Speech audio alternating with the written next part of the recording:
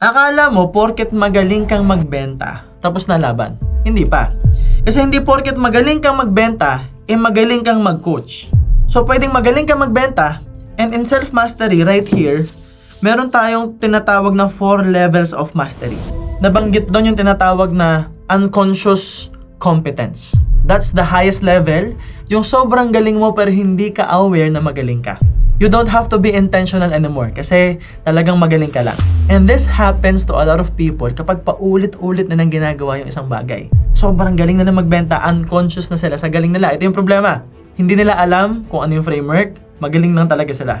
Natural na sa kanila yon. So pag yan ang sitwasyon, hindi mo ngayon alam kung paano mo ituturo. So ibig sabihin, kailangan mong gumastos sa pagbibuild ng sales systems by hiring someone who can do that for you or by getting a mentor who knows everything. Ang advantage ng mag-hire ka ng taong gagawa ng sistema, one-time payment, mas mahal. Pag kumuha ka ng mentor, lahat dyan mamamaster mo, mas makakamura ka.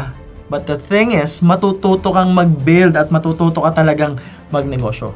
So ikaw ang pipili, bumayad ka ng gagawa ng sistema o bumayad ka ng mentor.